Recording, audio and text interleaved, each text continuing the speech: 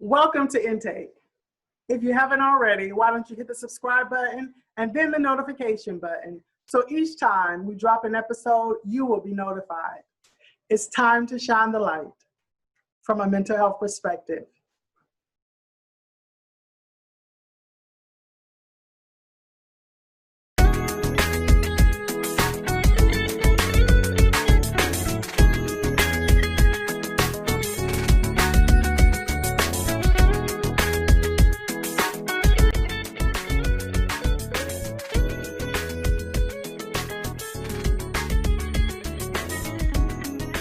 Welcome back to Beneath It All in the African American Community, Episode 4, Part 1.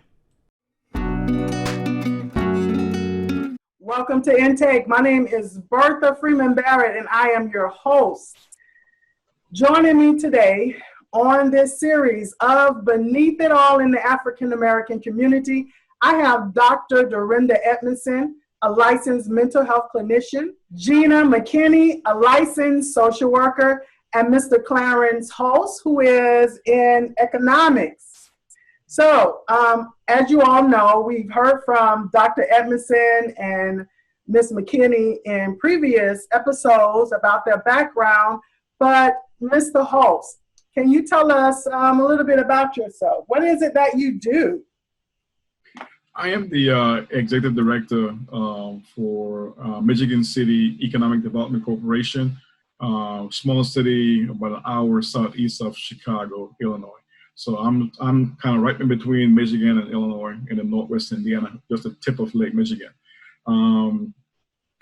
Economic development is an art more than a science. The favorite definition they use is to create jobs and wealth to the community. And so that's the tagline that's used nationally. And there's a whole lot more that go into that. But when people ask me what I do, I say economic development.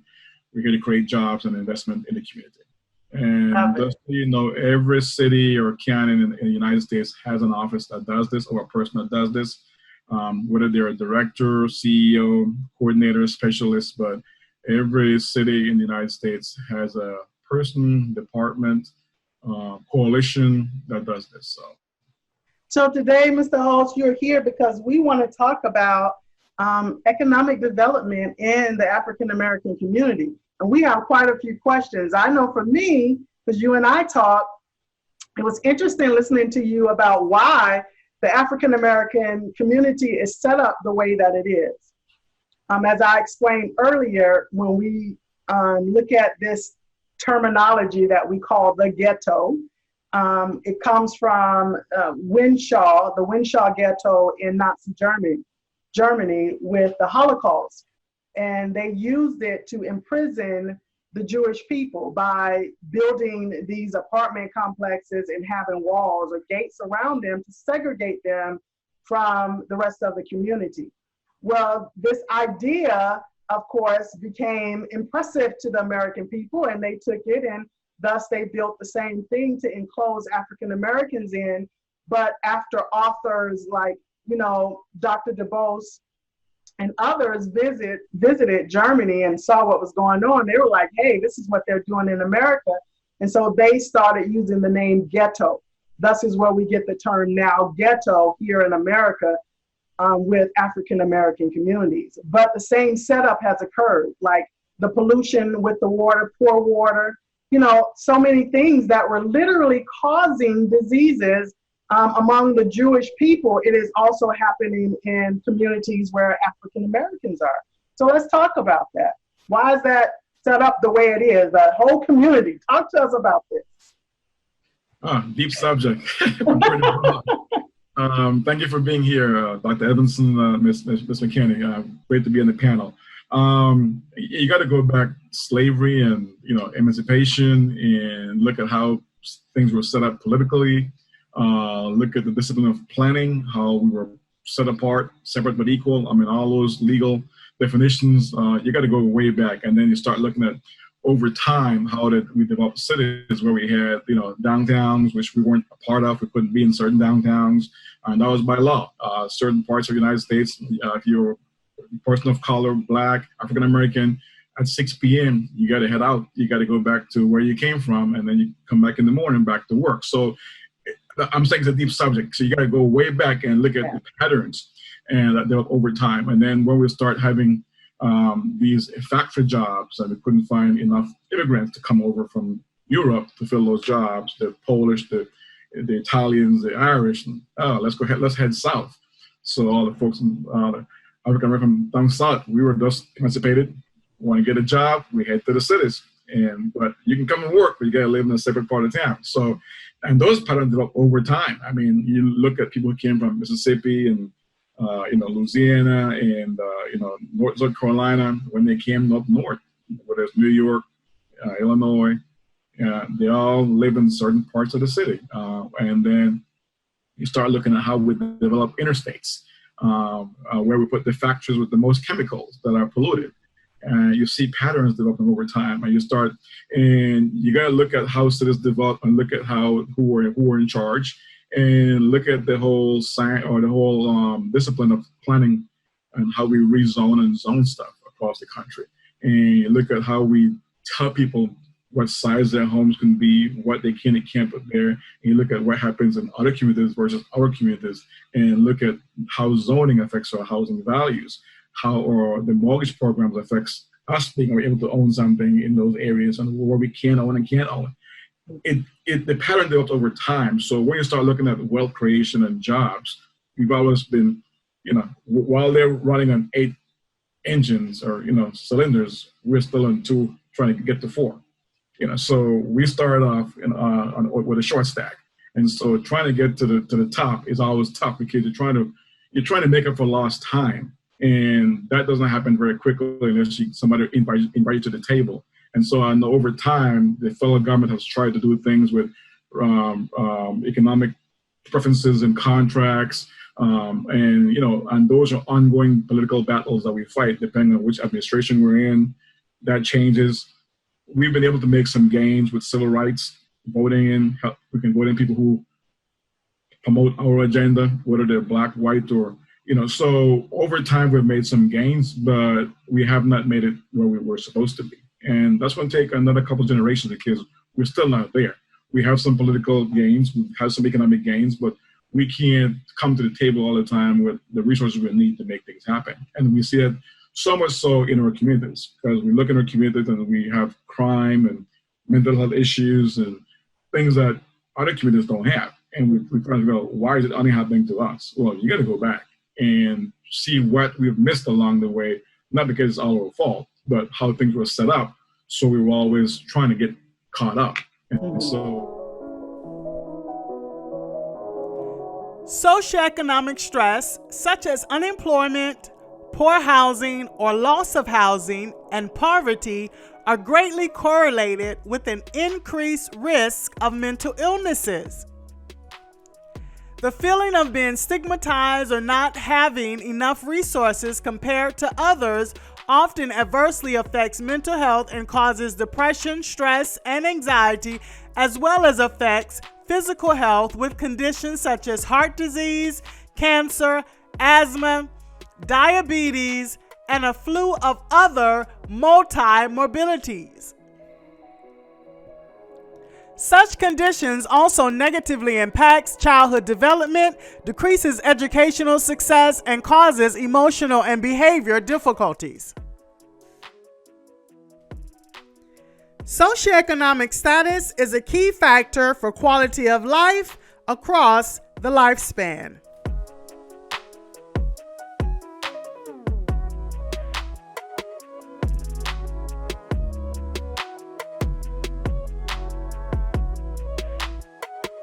In my field, when I'm trying to do development in the communities, sometimes you want to do stuff that helps the African American community. You can't. The infrastructure is not there, whether it's soft or hard. It's just not there. And so you have to go back and start educate people, and then bring in people who have the same mindset like you have to try and make those things happen. It's not always easy.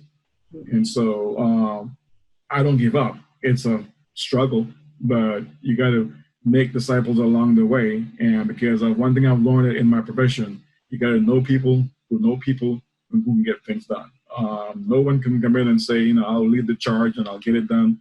I mean, because it's not just throwing money at it.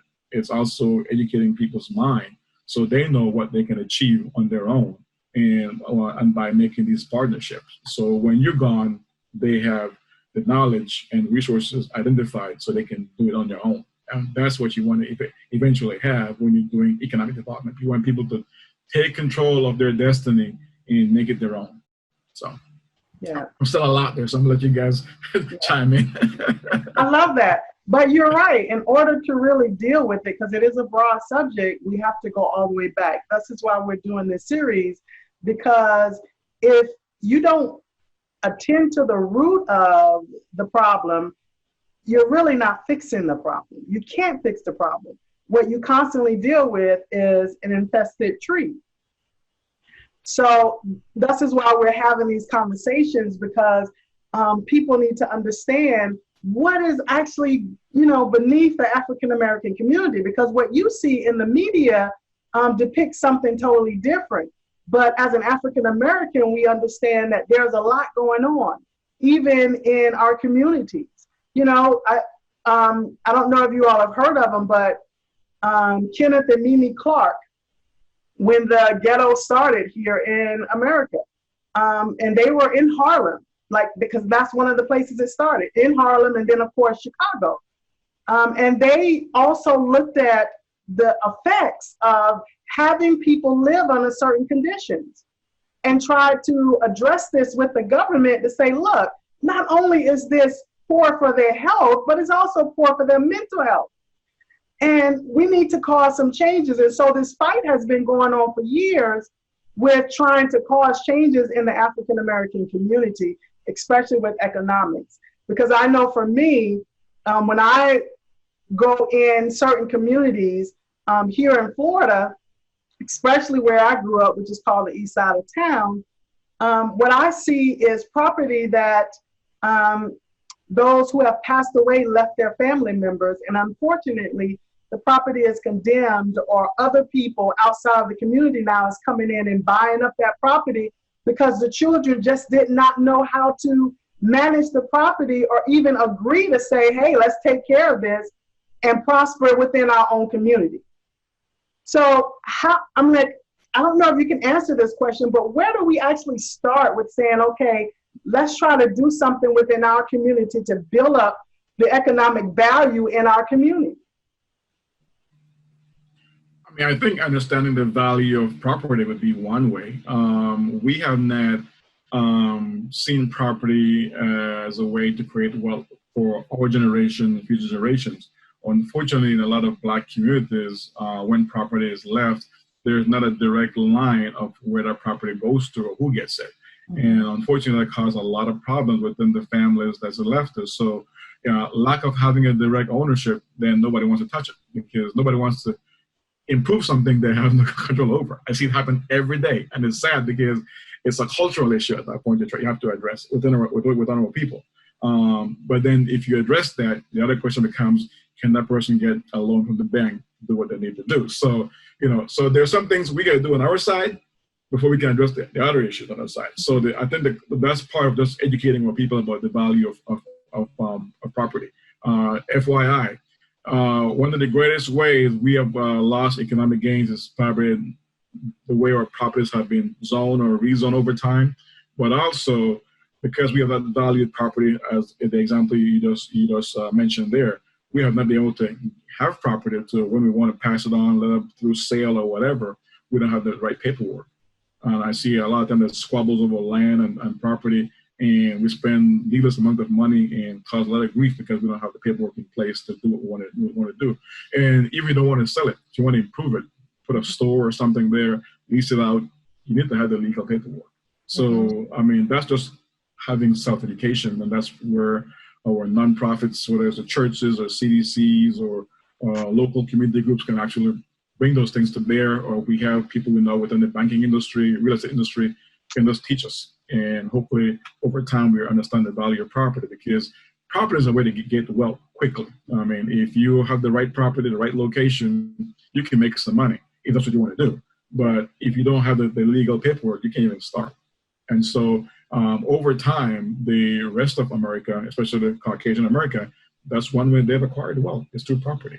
And we've been left behind because of some of the racial disparities in terms of rules and regulation. So let's not allow that to affect us when we don't even have a paperwork in place. So that's kind of a multi-dimensional problem that we can solve part of it. But the other part of it is we got to know how to play the game. You know, the value of land, property, zoning. And zoning is, there's very, very few African Americans in zoning, which when I speak to young African Americans in college, and I say what they want to do, I said, have you ever considered zoning? I'm not a zone professional by trade or practice, but I've learned enough because I have to deal with it every day in my job. And I see the importance and how valuable a role it plays in valuing property. If property is zoned, R1, which is residential, in a neighborhood, it's one value. If it's zoned neighborhood commercial, you can put a store in it, whatever. That's a higher value. If you zone industrial or commercial, it's a much higher value. So sometimes, based on where your property is, the value changes. If somebody wants to buy up a property and they want to knock down the whole neighborhood, they go to the powers that be, they get your whole area rezoned, lower the property values right away. So your whole neighborhood becomes a ghetto, not by choice, because somebody decided higher up that they want to eventually put something in that neighborhood. They rezone they call it down zoning your property, so the value goes way down, so they can come in and scoop it up at a lower rate. So, and that's done across the country, kind of behind the scenes. And so sometimes when we come to the meeting, we're late. The deck's been stacked. The commission's going to vote, and we're making a lot of noise. But that deal was cut 2 or 3 years, 5 years ago. And so part of having people of color in those positions is very, very powerful at City Hall, because they can see what's going on. They can say, hey, in the SCP, we need to go talk to the mayor or talk to people that we don't want this to happen. Every time we build a baseball stadium, where does it go? In the African American community. Mm-hmm. Well, you ever wonder why? But the story is in the media, we're going to bring jobs, we're going to bring investment and all that stuff. But that doesn't really truly happen. Come on, let's think for a minute. Every time you build a stadium, where does all the action happens? Within the stadium, not on the outside. What you have on the outside is people trying to park in your yard. So you even make $25 for a game, but that's your economic value. You're not going to see better paying jobs, or your value. Your housing value is not going to go up, because nobody wants to live where everybody's parking by your house every weekend. Yeah. Let's face it. So and so that's where the discipline of zoning becomes so important. So I encourage any enterprising African American male or female who's trying to figure out how they want to serve the community, think about going into the field of zoning. It's a very, very, very powerful field. And you want to take it to the next level, study zoning, and you become a real estate, a zoning attorney. That puts you in that game where every city or county or person wants to hire, because you know how the rules are, you know how the game's played. Thank you. Great information. I love it. Because a lot of our communities are what they call red zoning. And that hurts us in a lot of ways. Red zoning. Well, I mean, we are hurt both by sometimes our local government through the zoning process, but we're also hurt by the private sector through the banking industry in the whole redlining, where they try to say it doesn't happen. Well, it does happen. And so, certain banks been fined. Again, it depends who's in charge of the White House. Certain banks been fined over the years for doing that. They apologize. They put some money in the pot. But then they go back to the old ways, unfortunately. So, but we know in a lot of African American communities, you can't get a loan, do what you want to do. You can't improve your property. You can't sell your house the way you want. And then a lot of times the industry, real estate, will have people not even come to your area. So again, which is illegal, but they still practice it. So there's a lot of things that we have to be very aware of, and those are the things that, as a person of color, you do all the right thing. You go to college, you get the degrees, you get the good job, but then, as Dr. Edmondson will tell you, you wonder why we have mental health issues, because we're not only dealing with trying to be an upstanding citizen, we got also be watching how to be aware of all these economic and other issues that we're having to deal with. Besides, and the average Caucasian person doesn't have to even think about that stuff. And so, but we, even those of us who are professionals, because sometimes we see those and we got to speak up and say that, hey, we can't do that because, we know what's going on. But then if you end up by yourself, it's tough. And sometimes my issue is trying to educate the people in the community on how to make changes, and you're speaking to the wind. It's blowing back in your face because people don't understand what you're saying, because they don't understand the rules of what's being put in place and how it's going to affect them 10 years from now. And because these things are like, they're complicated. Zoning rules are complicated. If you ever want to go to bed and you can't fall asleep, get a zoning manual and read. It's it's talking about setbacks and feet from the fence, and it's just really, really mundane stuff. But there are people who are specialists in that arena, both zoning professionals and attorneys who specialize in that field, and they make a lot of money. It's very mundane, archaic science, but it's how we develop cities and how we create wealth through real estate. And that's why the properties in downtowns sell for so much and the properties in the neighborhood don't sell as much. It's called zoning. Nice. I like that you said having difficulties educating the community. Can I just say it's difficulty just trying to start educating your family? Because I think that's where we need to start. We need to start more interpersonal. And as parents, I know for me, because I only have 2 daughters, try to educate them as much as possible on the value of owning property and doing certain things. However, our ancestors, I know, and if you don't know me, you'll learn, Mr. Hulse, that I'm very transparent. Because for me, both of my parents are now gone. And my mother left her estate to 5 children. 5 children who, by the way, cannot agree. And she just happened to leave me as the executrix over her estate, and I'm the baby girl, which was a big no-no because the oldest one should have had it and not me. And so now it's like, okay, can we just not create a monster and everybody try to be the head, and let's do it in order? And that's where the argument comes in at.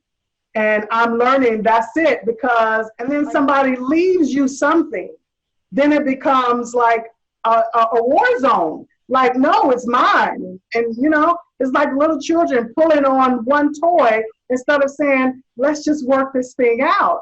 Until finally somebody walks away and just says, or everybody walks away and say, forget it. I'm just one of those people who, determined not to walk away and try to bring some resolve to make sure that this property is kept like my parents wanted to be kept in the family. Because, again, I see too many properties in African-American communities that are just left there, and then Caucasian investors come in and they take over the community, and then they start doing gentrification. And now not one African-American is there. And I'm like, no, this cannot happen with, the little piece of land that they left us, because we have to educate ourselves. So that's the starting point. Learning to teach your children, like as a family, talking about these issues, because that's the upper hand that Caucasians have on us. They teach their children. We need to have conversations, first of all, as a unit, a family unit, so that when mom and dad is gone, that we'll know how to handle this thing and handle it together. And so that becomes key. I think our parents always try to do the right thing. They love us all and they want to make sure we have a shared pie, but unfortunately, sometimes those cause more problems than they resolve. I'm going to it right now, and we've decided, look, guys, we need to do this better. End of the day, if anybody needs to do anything with their property, somebody got to be in charge. And so whether you like it or not, because if you want to go to the bank, let's say bail a family house or whatever, everybody, somebody got to sign on the dotted line. Now, if I want to do it and you don't want to sign, your name's on the deed. So, and that's part of, they understand that, if you want me to do something with it, I got to go sign for a note.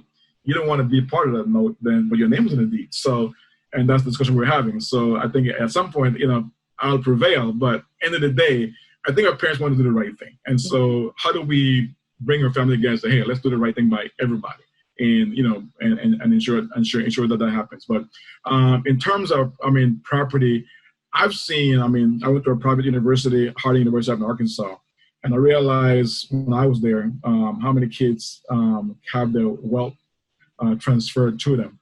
And they were, like myself, 18, 19, but they're all driving fancy cars. I'm like, wow, but I realized they didn't pay for that stuff. Their great grandparents already paid for that stuff, because somebody, got land or a farm, and that was transferred over, and they had an insurance policy when they passed. And so that's how wealth is transferred over time. So when I say we have a lot to get caught up with, it's going to be a couple more generations, because those things happen way over time, 40, 50 years. And so, but we got to put the education in place now about, financial instruments, real estate, as a family unit, and then as a community.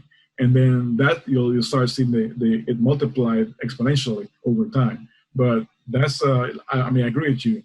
That has to start at home. One of the things we've been doing here with the schools is trying to bring in people of color in the schools and in kindergarten, so kids can see that we're out there doing things and making things happen.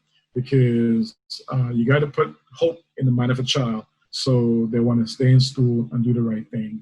Don't come when it's high school. I'm not saying don't go to high school, but I'm saying you got to go through K through 4 and let them know that there are Black professionals out there doing great things. It's not what you see portrayed in the media all day long, with somebody with the handcuffs on all the time or getting beat up by the cops. That's what they're used to seeing every day on the news. And so we try to make sure we have doctors and nurses and planners and engineers of color come in and speak to them, because they got to see that we are a diverse group of people. We've been bringing the mechanic and the electricians and everybody to the table, because there's a place out there for you. You just got to pay your dues K through 12, and whether that's post-secondary education, community college, 1 year certification, 4 year or plus college, there's a place out there for you. You just got to find it out, but we try to make sure they understand there are options out there. So from the job standpoint, and also we have worked with the banks to actually go in and business to go in and talk about starting your own business. So because some people may have a great idea. One kid came to the school system, spent about 15 years. He was so smart, he actually started doing online school at home. And then he created the Harry Potter website. And then when he was 16 years old, he sold it, became a multimillionaire. And so now he's about 30 years old, and he's one of the top 50 young entrepreneurs in the country. But so don't wait for them to finish high school. They got a great idea. Don't slow your kids down if they're smart. How's that? He did homeschool, and then he went to university at Notre Dame, or about 30 minutes from here. And he was so smart, they allowed him to take all the books he needed to read. And so while he was doing his investments and stuff in Chicago, he was reading books, submitting his essays back to the school. So he graduated with a Bachelor of Liberal Arts. So they created a major on him. School is smart, because this kid is so smart, already a multimillionaire, he's going to be a great alumni. So the school's thinking 20 or 30 years out. Yeah. So how are we going to get this kid money when he's made it? So when we got those kids in our community, don't slow them down. Give them the space to grow and let them fly. I love it. Okay. Before I open up the floor to our other panelists, you and I discussed this before. When COVID started, they came out with this, I don't know what they call it, excusing people from paying their mortgage for so long. And, and a lot of people were jumping on it. It's like African Americans, like, yeah, let's get it while they're giving it to us free. We might as well take advantage. And me personally, me and my husband was talking, and I'm like, no, darling, there is no such thing as free. Trust me, there's going to be something at the back end of this. I say we have the money. Let's pay our mortgage, because nobody's going to come try to take my house that I'm working hard for. Let's talk about that, because a lot of people jumped on that and didn't really look at what was going on with that. Put it this way, the government's going to give you money, take it, but read the fine print. Because end of the day, you got to pay for your mortgage. So what they were doing, they were giving you a reprieve for 90 days, 6 months. But what they didn't tell you is either doing full after that time period, or they extend your note. So it's not free. It's a reprieve for a time. Now, if you want to take the money and invest in something else or whatever, that's fine. But you're gonna pay your mortgage, so it's gonna come due at some point. So I tell people, hey, whoever's got the money, if you got some plans, you want to invest, do that. Now, some people, won't be mentioning names, have actually gone out and bought the Land Rover and they bought the Mercedes Benz. I'm like, so they're gonna bite you at some point. Because that's nice to ride around in, but those cars are 65 to 75 grand. Could I probably buy you another house or an apartment and have some income in the future, or invest in your business, where you buy more cameras or whatever. But so do it in a way so you'll be making income off it so you can pay your mortgage. How's that? Yeah, I love it. Ladies, I'm opening up the floor. Come with your questions. Well, I agree wholeheartedly. This is a topic that's going to go all the way back through slavery, and in terms of we're so far behind in terms of economics, and we put our economic growth. We don't invest in ourselves. We have definitely invested in the wrong things. But because I grew up in Detroit, and I wanted to make this point, and we were talking about the red zone, and in Detroit we call it redlining. If you lived a certain area, if you lived in the city of Detroit, your insurance was skyrocketed till you really couldn't afford it, car insurance. So people were getting bogus addresses, anything that didn't have a Detroit zip code, going out into getting it in Oak Park or Bloomfield Hills, wherever you could get. If you had a family member that lived out there, that's where you tried to say you lived, because they were actually charging us a ton of money for insurance because we have such a high crime rate. So that's one area. And then the other area, as you were saying, and I want to make the same point, our families, when money is dingled to us and we don't know how to pay taxes, we take that small amount and we'll run with it because we didn't know to keep the property. Case in point, in another area where my family lost the home because they couldn't pay the taxes on things, and now they got multi-million-dollar apartments sitting down there on that water in the city of Detroit. And then they came through the city of Detroit and bought out the east side for very little. You could give somebody a home on a renter $10,000, which they did, my grandparents, and they moved them all out of the east side of Detroit, put them into another area, and economically grew up this one particular area by Chrysler. And now everything is owned over there by the whites, but it's $1 million homes. Whereas at one point, as you call, I'll just say it was simply the ghetto that we were living in. So, and you're right, we didn't understand zoning. And they just came in and just, because they know that we don't understand it, as you said. And I said, that's a good idea. I never would have thought about having someone go into that particular field. We don't understand it. We didn't know the value of property to hold on to it, to keep it. And that's where we fall short. And I have a friend, a colleague here in Jacksonville, and you know what she told me? Old money won't ever accept new money. And I didn't know what she was talking about. And she's a professional colleague in this town. And she took me to an area here in Jacksonville called Ortega somewhere. And she said, Dorinda, this is old money. And they don't care how much new money you have, like the Oprahs and the Tiger Woods or whatever. They never will accept the new money. They will never be a part of this allegiance, it's some kind of golf club. And I used to tell her, I said, well, I didn't know the difference between old money and new money because I never had any money. But that was the first time I heard of that. Old money. There's a and book she that came from old money, and she and moved to some area where new money was more acceptable. And so you're right. They passed money down generational. And you and I know that we didn't have any. So anytime someone dangles a few dollars at us, because they have an idea that they're going to zone all these $1 million homes, we're going to jump on it because we don't have anything. So I do agree with what you say, and Bertha, you're starting home teaching, educating, hold on to your property, create wealth. I remember when I first started an aerial mutual fund in Chicago because it was a black, a black company. And that I researched, and I just started sending them $50, $100. I had no idea what a mutual fund was, but because it was an African-American company, I was more interested to go that line. And I'm glad I did, because, the investments was pretty good. Because I like to kind of throw my money where we are as much as possible. Like I asked Bertha, where do we have any black banks? You said we have 2. Who are they? There's one called United. the go between Chicago and Boston. I think they're about to open a branch in Miami. Okay. And there's one in, where else? I think there's probably two in Miami, but very, very limited for us to have our own banks. This one is probably one of the bigger ones because they have credit cards and that kind of stuff. And they have a large group of people from different parts of the United States who are involved with it. But I'll send Bertha the link for you. Okay, thank you. Yeah, I know they have one. They have credit cards and all that too. So. Yeah. Nice. I know they also have one in Atlanta. It's also called United Bank. Yeah, same they bank. have one in Atlanta. Yeah, definitely. Carver Bank is also Black owned, is it not? Caldwell Banker? Carver.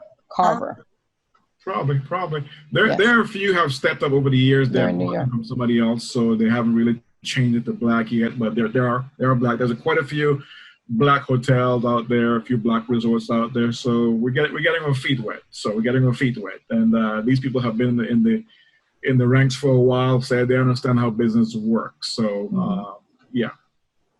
And I agree, Dr. Emerson. I too believe that we need to start investing more in African-American businesses. We need to start investing more in our own communities. I'm one of those people because my parents, they were hard workers. And so they had quite a bit of land. I made sure them taxes paid every year. And trust me, I get letters in the mail all the time with investors saying, do you want to sell this property? Because I understand what they're trying to do. You know, they're trying to gentrify the community. I'm not selling anything. I make sure those property taxes paid. If nobody else pays them, Bertha gonna pay them because I understand the value of property. And I understand the concept, even though my parents didn't get that they needed to have certain things in line, I understand the concept behind what they were trying to do. They were trying to leave something for their children and their children's children. And so I myself, understanding that concept, make sure that I do my part. I don't care if nobody else does it. I'm going to do my part so that my grandchildren and my nieces and my nephews' children can say, look, this is ours. And that gives them a sense of pride. And I think that's what we need to start understanding, that as a community, we have been ripped of our pride and now we need to take it back. And one of the ways of taking it back is investing in our community and making sure that we own our property and making sure that we support each other's businesses, because all it does is bring more value to our communities. But I mean, investing in ourselves first through education. Yes. When I say education, I don't mean formal education. I mean spending time reading about real estate, learning about stocks and bonds, learning about banking, learning about zoning. Because I mean, it's a good thing you pay your taxes, but you gotta learn to challenge the tax man. Because here's what happens in some Black communities, especially in South Carolina and Jacksonville. You got a Black beach there that's been having little issues. American Beach, exactly. Yes. What they do, and this is where government gets corrupted. What they do, they jack up your assessments. So a senior African-American couple retired, can't pay those taxes no more. They got to sell because sometimes old money has grand plans. 20 years from now, we want to have our hotels and resorts there. So our parents may die, but their kids know what the grand plan is. So that old person may die, but the sons and grandsons know that one day they want to control American Beach. And so they get people elected, and those people keep jacking up the taxes for American Beach. Eventually, those are African Americans who were not filthy rich, they just were born and raised there, and they have a blue-collar job, can't pay the taxes, they get bought out. And so over time, they make this like step by step, they keep collecting property, and eventually, they can keep. If you're a professional who would like to be on the show, or an individual who has struggled with mental health and would like to be a guest, email us at info@intake.tv. Follow us on all of our social media platforms. Intake Talk Show, making mental health a priority by changing the way the world views it. To learn more about Intake or one of our guests, visit our website at intake.tv.